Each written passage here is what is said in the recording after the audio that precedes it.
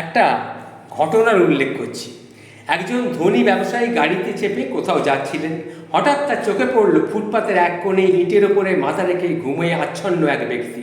প্রচণ্ড রোদ, ধুলোবালি, গাড়ির আওয়াজ, এত কিছুর মধ্যে ঘুমটা আসে কী করে লোকটা? জানলার কাঁচ নামিয়ে তিনি এগিয়ে গেলেন, তাকে ডাকলেন, এই যে শুনছেন?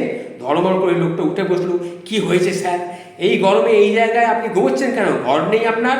তখন লোকটি হেসে জবাব দিয়েছিল, ঘর আছে স্যার, গ্রামে। ভোরে উঠে শহরে পেন বিক্রি করতে আসি, বিকেলে ফিরে যাই। ক্লান্ত ছিলাম, তাই একটু চোখটা লেগে গিয়েছিল। তখন ব্যবসায়ী জানতে চান, আজ কেমন বিক্রি হলো? এই স্যার 150 টাকা মতন বিক্রি হয়েছে। সন্ধে আবার গ্যারেজে কাজ করি, কিছু টাকা আসে, দুইয়ে মিলে সংসারটা কোনো রকমে চলে যাচ্ছে। মেয়েটা আমার কয়েকদিন ধরে খুব অসুস্থ, জ্বর হয়েছে। ভদ্রলোক তখন পকেট থেকে 500 টাকা বের করে বললেন, এই নাও, মেয়ের জন্য কিছু ফল কিনে নিও।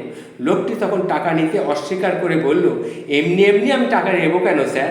আপনি আমার কাছে বরঞ্চ পেন কিনুন, সেই পেনে খুব সুন্দর একটা গন্ধ আছে। লোকটির আত্মসম্মান বোধ দেখে ব্যবসায়ী মুগ্ধ হলেন। একটু ভেবে বললেন, তুমি সৎ মানুষ, আমি তোমাকে 50,000 টাকা দিতে চাই। এমনি নয়, তোমার হোলসেল কাপড়ের দোকান থেকে কাপড় নিয়ে তুমি বিক্রি করো, যদি মন দিয়ে কাজ করো 3 মাস পর তোমাকে 50,000 টাকা দেবো, তখন তুমি দোকান দিতে পারবে। লোকটি বিস্মিত হয়ে বলে, আপনি তো আমাকে চেনেনই না, তবু এত টাকা দেবেন কেন? তখন ভদ্রলোক হেসে বললেন, এই সামান্য টাকায় আমার কিছু আসে যায় না, কিন্তু তোমার জীবনে যদি এই সামান্য দিয়েই পরিবর্তন আসে, তবে তার মূল্য কিন্তু অনেক। এরপর কয়েক বছর কেটে গেছে। সেই পেনওয়ালা এখন সফল ব্যবসায়ী, শহরের 3টি দোকান, ফ্ল্যাট, গাড়ি সবই আছে। একদিন হঠাৎ ডাক্তারের চেম্বারে দেখা হলো সেই উপকারী ভদ্রলোকের সঙ্গে। এই যে ভাই, তুমি এখানে? স্যার, কিছু চেক আপ করাতে এসেছি, ব্লাড সুগার প্রেশার ধরেছে, ঘুম হয় না মোটে। তখন ভদ্রলোক মুচকি হেসে বললে, সেদিন তো রাস্তায় 150 টাকা নিয়েও নিশ্চিন্তে ঘুমোচ্ছিলে, আর আজ এত কিছু নিয়েও ঘুম আসছে না?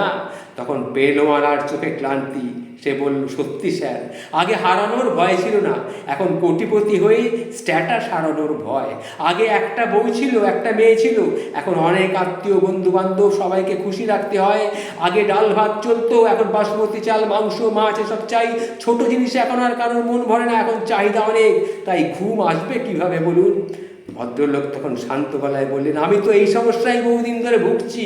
একদিন আমার এক শিক্ষক বললেন, এক সৎ, গরিব অথচ নিশ্চিন্ত মানুষকে সাহায্য করো, দেখবে তুমি শান্তি পাবে, ঘুম আসবে, সুস্থ থাকবে।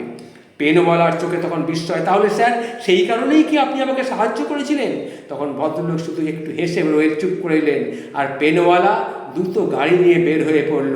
তার চোখ এখন শুধু ওই ফুটপাতের দিকে। এই যে ঘটনাটি বললাম, এই ঘটনাটি আপনার কেমন লাগলো? আমরা গরিব যতদিন থাকবো ততদিনই ভালো থাকবো। আমাদের যেই স্ট্যাটাস বড় হয়ে যাবে, তখন নানা রকমের সমস্যা কিন্তু আমাদের দেখা দিতে পারে, এটা মাথায় রাখবেন। সুতরাং মনটাকে ঠিক রাখুন, এটাই আসল। ভালো থাকবেন।